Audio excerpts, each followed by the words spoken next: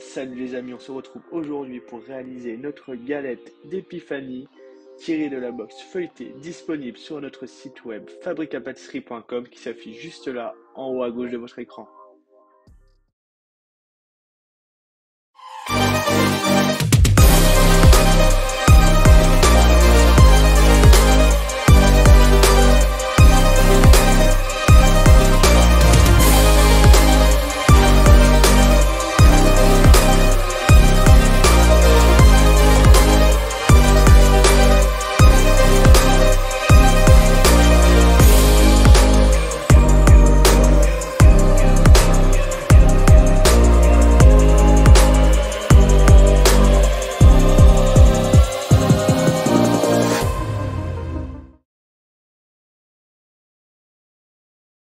Pour commencer, nous allons faire le beurre manié. Le beurre manié, c'est un mélange de beurre et de farine. Donc pour cette recette, nous utiliserons 500 g de beurre et 150 g de farine. Vous placez vos ingrédients dans la cuve de votre robot muni de la feuille. Plus vous couperez le beurre en petits morceaux, mieux il s'incorporera à votre farine. Et on va mélanger jusqu'à obtenir quelque chose d'homogène.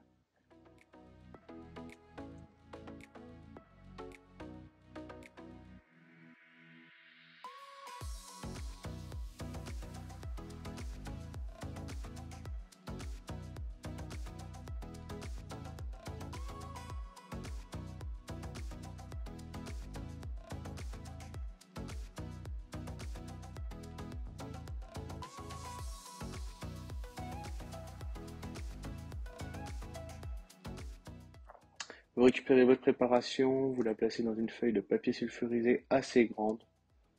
Alors pourquoi assez grande? Parce qu'on va la replier pour donner une belle forme à notre beurre. Donc le but, ça va être de faire un gros carré. Donc vous pouvez vous aider à l'aide des mains pour travailler rapidement votre mélange. Vous recouvrez en repliant votre feuille et là on va prendre et on va fermer à nouveau par-dessus. On retourne le tout.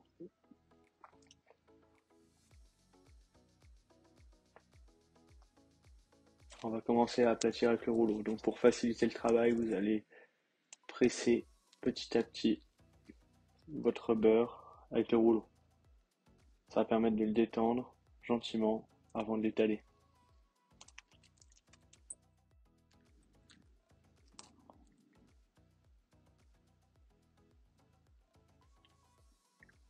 Allez, vous prenez les extrémités, vous les pliez. Comme je vous l'ai dit, on va essayer d'obtenir un carré. Donc on veut quelque chose qui soit assez régulier, assez propre comme toujours. De chaque côté, on plie et on rabat le surplus en dessous. Voilà, donc le but ça va être de remplir notre carré. Au niveau des dimensions, on est sur un rectangle de 22-23 cm par 20 cm environ. Ça reste approximatif, nous on sert d'un mètre pour être précis. C'est l'idéal, je vous le conseille, mais si vous n'en avez pas, ce n'est pas grave.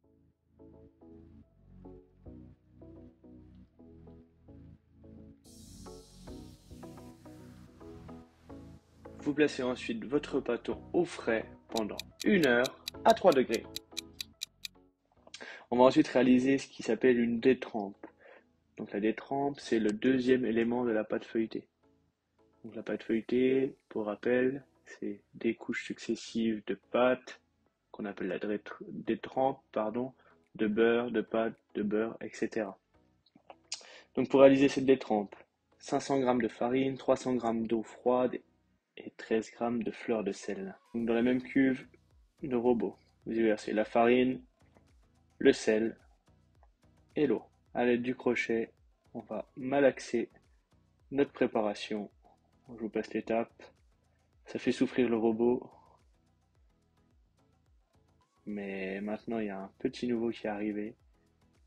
Le robot Kenwood Kamix, qui a l'air très prometteur. Je vous en dirai des nouvelles. Donc on récupère notre pâte. Et puis on va déjà lui donner une forme rectangle à l'aide de nos mains. C'est une pâte qui va être assez élastique, qui va avoir besoin de détente. Donc on lui donne une forme et puis on va la placer au réfrigérateur. Et la pâte feuilletée c'est très long parce qu'il y a énormément de temps de repos. Il faut les respecter. On récupère notre pâte et puis on va lui donner les dimensions. Donc pour ma part, la dimension ça va être 25 par 20 cm de côté. Donc il faut être cohérent, les dimensions entre votre pâte et votre beurre. Le but c'est que ça arrive à fleur l'un et l'autre.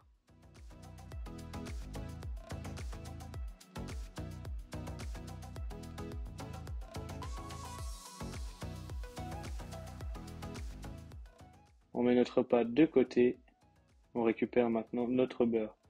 Donc on va venir fleurer légèrement notre plan de travail. On récupère notre beurre qui a reposé au frais. Donc 20 minutes c'est le minimum, après si vous pouvez laisser plus, c'est l'idéal. Plus il y a de repos, meilleur c'est.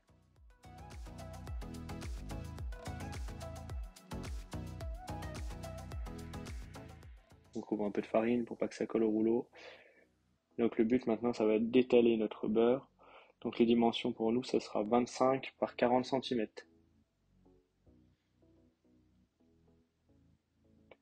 Donc les 25 on les a quasiment, on va juste l'étaler dans la longueur.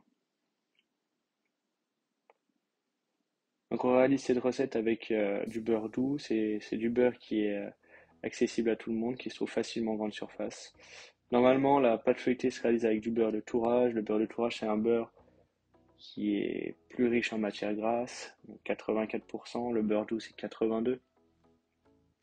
C'est un beurre qui va être plus élastique, donc qui va permettre d'être plus facilement étalable, et c'est aussi un beurre qui va résister à des températures plus élevées. Après, si vous n'en avez pas, c'est pas grave. C'est pour ça qu'on réalise ensemble cette recette avec du beurre doux. Donc une fois que vous avez obtenu les dimensions, vous placez votre détrempe au milieu de votre pâte et vous allez maintenant replier votre beurre pour créer comme un portefeuille. Vous voyez, donc la pâte et le beurre arrivent bien à fleur. Donc vous repliez pour arriver au milieu, hop, et de chaque côté, vous joignez les deux bouts et vous scellez bien avec vos doigts. Voilà. Donc là on vient d'enchasser donc la détrempe et on obtient donc le résultat. Vous avez votre beurre et votre pâte au milieu.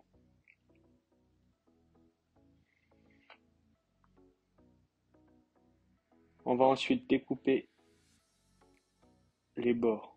Alors pourquoi on découpe les bords? Ça va permettre d'avoir moins de résistance quand on va étaler.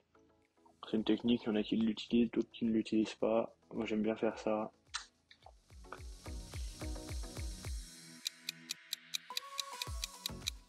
Étape 4. On va commencer à donner des tours à notre pâte feuilletée. Donc on a laissé reposer un peu notre pâte au frais, l'idéal 20 minutes. On farine un peu et on va venir étaler notre pâte. Donc on va donner une longueur d'à peu près 50 cm à notre pâte de longueur et puis 25 cm de côté à peu près. Donc on va commencer la pâte feuilletée par un tour double. Donc le tour double, on va rabattre notre pâte en deux. Donc vous prenez la moitié et vous venez marquer le pli à la moitié. Hop. Les deux pâtes se superposent. Alors on voit que le bout il y a un peu de pâte sans beurre qui est sorti. Moi ce que j'aime bien faire c'est couper cet excédent pour avoir quelque chose de propre. Vous n'êtes pas obligé de le faire. Si vous le faites, vous pouvez le réutiliser ensuite dans la pâte feuilletée, le surplus qu'on aura. Il y aura une petite astuce à ce moment-là. Et donc là, on va replier encore une fois en deux notre pâte. Et on va mettre au repos pendant 20 minutes.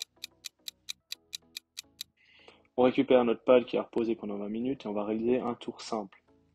Donc, prenez toujours dans le sens de l'ouverture d'un livre. Prenez votre pâte feuilletée comme si c'était un livre. Comme ça, on s'y perd pas. Vous récupérez votre pâte et vous l'aplanissez un petit peu avec votre rouleau, sans rouler. Une fois que c'est aplani, vous commencez à rouler. Donc pareil, là, à peu près 40 à 50 cm de longueur. Pour notre tour simple, vous allez rabattre la partie supérieure aux 2/3, comme ceci. Vous marquez le pli et on va rabattre l'autre partie par le dessus, comme un portefeuille.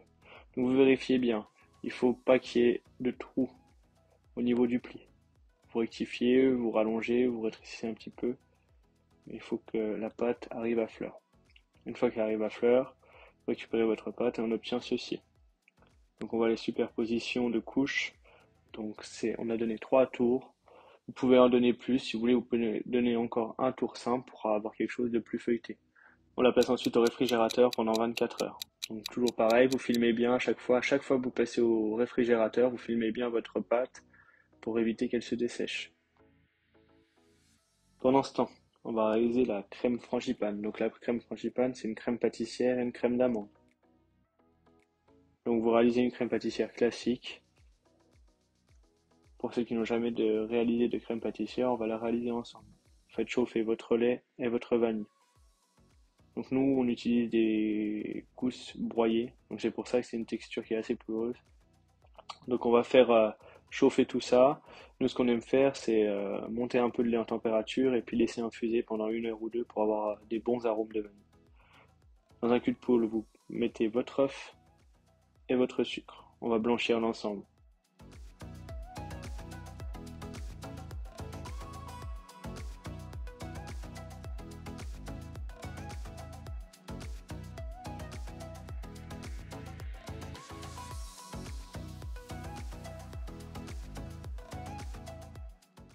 Blanchissez l'ensemble. Une fois que c'est blanchi, vous ajustez votre maïzena. Donc pareil, la maïzena, c'est ce qu'on utilise pour avoir quelque chose d'assez léger. Vous pouvez utiliser de la farine si vous n'avez pas de maïzena et vous pouvez utiliser de la poudre à crème qui est plus réservée aux professionnels. Ça, c'est vous qui choisissez. On incorpore bien notre maïzena. Une fois que notre lait bout, on le récupère. On va verser la moitié sur notre précédent mélange. Donc on voit c'est une texture qui est assez foncée parce qu'on a laissé infuser longtemps les gousses de vanille. Ça a coloré un peu notre lait. C'est pas gênant du tout. On mélange bien. Une fois que c'est mélangé, on va remettre tout ça à cuire. Donc on remet dans la casserole. Et à feu doux, on va porter le tout à ébullition. Ça va épaissir dès lors l'ébullition. On donne une bonne ébullition et au début de l'ébullition, on compte 1 minute.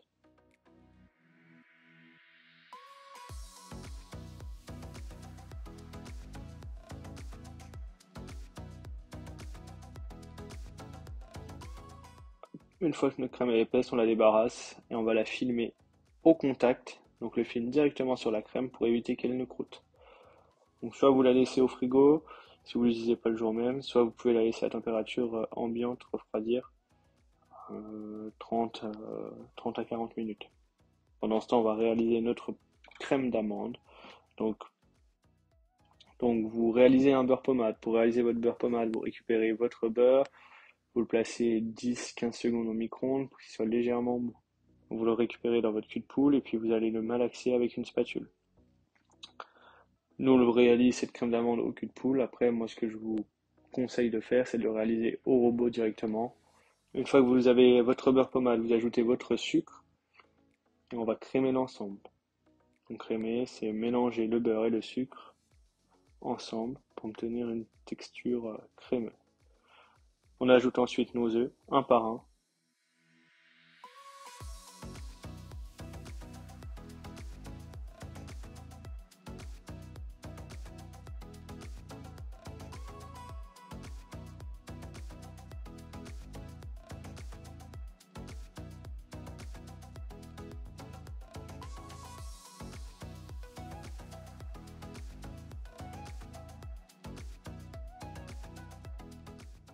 Donc là, on va récupérer notre fouet parce qu'avec la spatule, le mélange n'était pas idéal. Avec le fouet, ça rend la chose beaucoup plus homogène.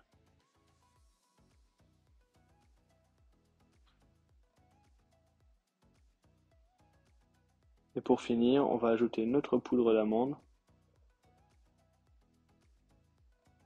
et notre rhum. Donc on y ajoute notre poudre d'amande, on mélange délicatement pour obtenir quelque chose d'assez homogène et on finira par ajouter notre rhum. Donc le rhum c'est facultatif. Il y en a qui aiment mettre du rhum dans la crème d'amande, il y en a qui n'en mettent pas. Nous on en a mis un peu pour relever le goût.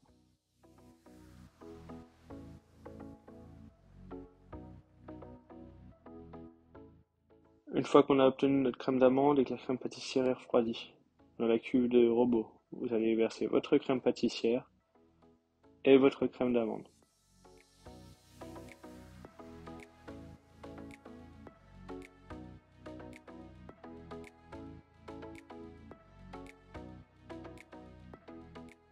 Mélangez l'ensemble pour avoir quelque chose d'homogène. Et là, on obtient donc notre crème frangipane.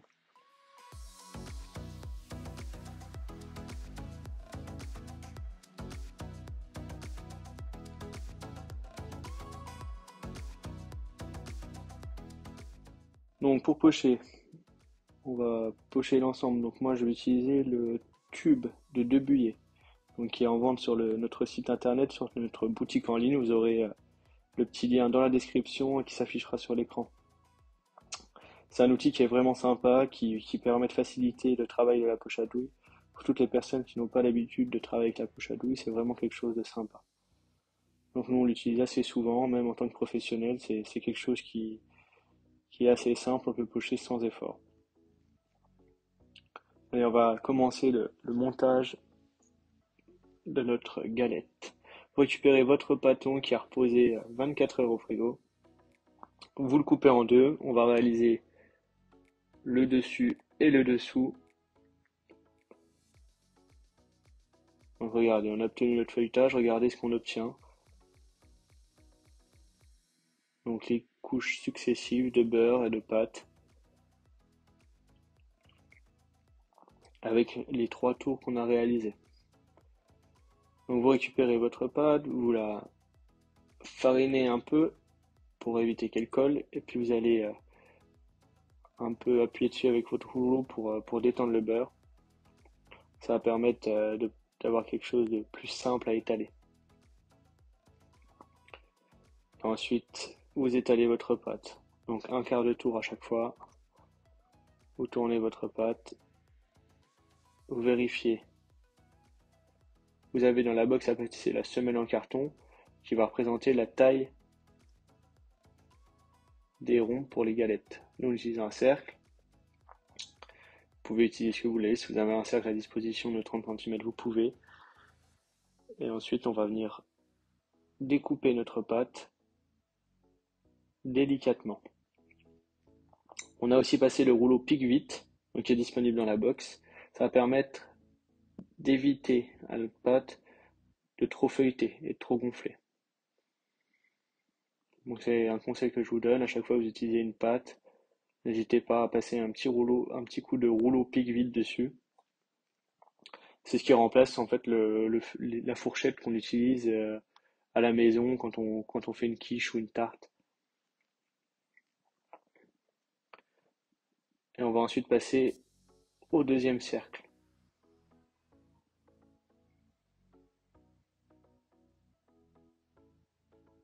Donc pareil, un quart de tour à chaque fois et puis on étale.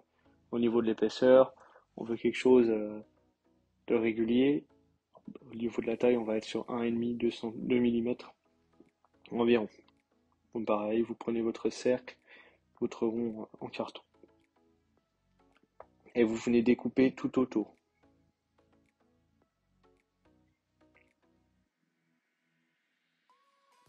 Surtout l'excédent de pâte feuilletée, vous ne le jetez pas, on va le réutiliser. Vous ne faites pas une boule avec, vous le mettez simplement de côté et je vais vous expliquer comment l'utiliser par la suite.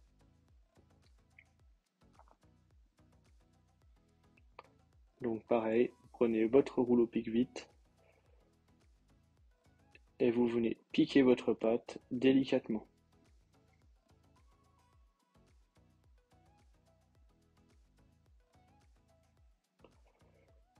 Une fois que vous avez récupéré votre pâte, vous passez la partie inférieure sur une plaque recouverte donc soit de papier, soit d'une toile silicone ou d'un papier silicone. Vous allez venir dorer la totalité de votre pâte. On va ensuite la retourner.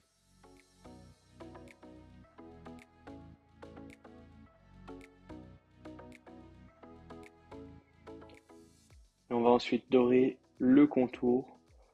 Donc on la dore pour pouvoir coller les deux parties entre elles. Pour notre dorure, on utilise du jaune d'œuf dilué avec un peu d'eau. Vous pouvez utiliser du jaune d'œuf avec du sel, du jaune d'œuf avec de la crème. Il y a plein de façons différentes. Nous, c'est la façon qu'on préfère.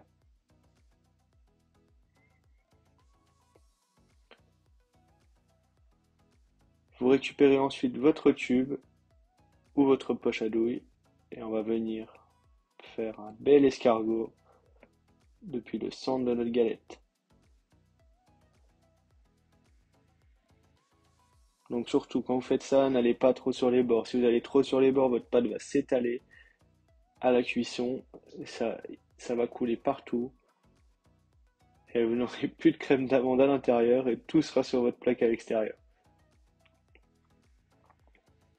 Mais attention, ça ne veut pas dire qu'on n'est pas généreux sur la crème d'amande.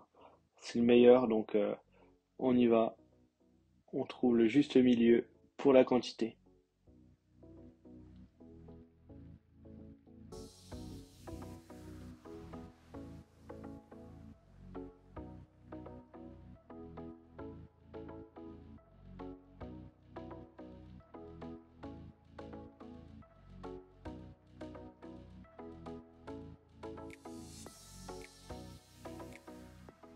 Il va maintenant être temps de mettre l'élément principal, la fève. Donc la fève, vous la mettez bien aux extrémités pour avoir moins de chances de la couper. Si c'est une grande fève comme nous, vous la mettez dans le sens départ. Si vous le mettez perpendiculaire, vous avez beaucoup plus de chances de la couper. Donc vous récupérez ensuite votre deuxième disque de pâte feuilletée et vous allez venir le placer délicatement par le dessus. Donc surtout, vous n'appuyez pas au milieu, on va venir sceller notre pâte sur les contours où on a mis la dorure.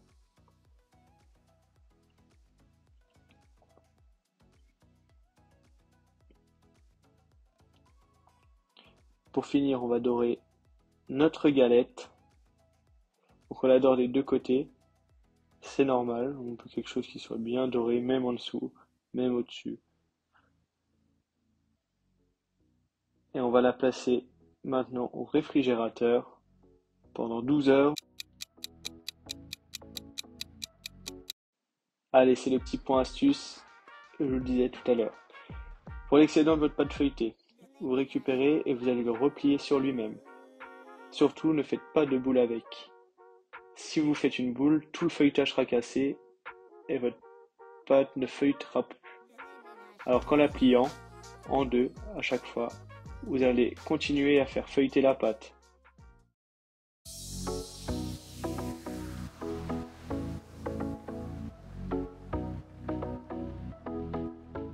Et notre dernière étape, la cuisson. Donc pour la cuisson, vous allez préchauffer votre four 180 degrés environ. Vous récupérez votre galette et on va venir retourner notre galette. Oui, retourner. Vous avez bien compris. On va retourner notre galette parce que ce qui va nous permettre d'avoir un feuilletage bien droit. Si vous ne la retournez pas, votre feuilletage va monter en cône.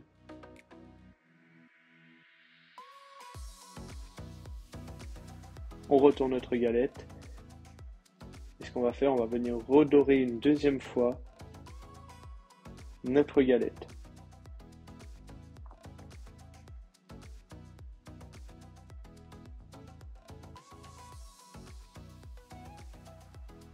Il va être maintenant temps de réaliser nos stries, nos dessins.